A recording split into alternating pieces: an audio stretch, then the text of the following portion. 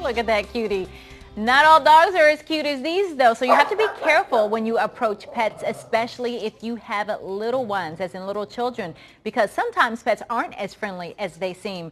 Dr. Elianne Stalden from the Belvedere Veterinary Center is joining us this morning for our pet segment to talk about what you should and should not do when kids are being introduced or around new pets that they're not familiar with. Good morning, first of all. Good morning. All right, so if you do have kids, a lot of kids, some kids are very shy and are very standoffish. Some kids are fearless and will run up to any animal and pet they see. That's probably not the best idea. No, it's not. You really have to teach your child and educate them that they can't go running to every dog, because not every dog is a friendly dog. Okay. So, you know, definitely no running, of course.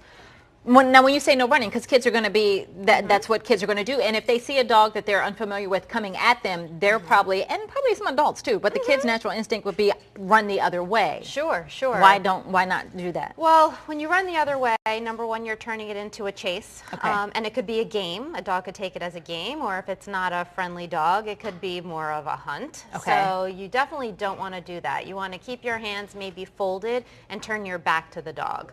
And that would probably be the safest thing. And children will get that concept, you think? I mean, they'll be able to overcome whatever fear and stop and do that. Sure. If you teach them to do that, then that's, you know, and you say if you don't run, then the dog will not pursue you, and hopefully they'll listen. I mean, depends on if your kid will listen or not. Right. And that's a whole nother story. That's a challenge right there. When we were talking about this in our meeting yesterday, someone was saying, well, you should also teach your kids not to look dogs in the eyes, and you should also not smile, because when you smile, you bare your teeth, and that's a threatening sign to dogs. Is that true? No, I don't think the smiling thing is a threatening thing. When children smile, when people smile, they feel happy, and actually dogs can sense a positive vibe as opposed to a fearful vibe. So if you're smiling and looking the other way, it's probably a better thing than almost, you know, cringing and shaking and looking the other way. Okay. But just don't stare at them right in the eye. Because then that could be confrontational to adults. Yep. Okay. Yep. All right, well, we're going to get you to stick around and answer more pet questions.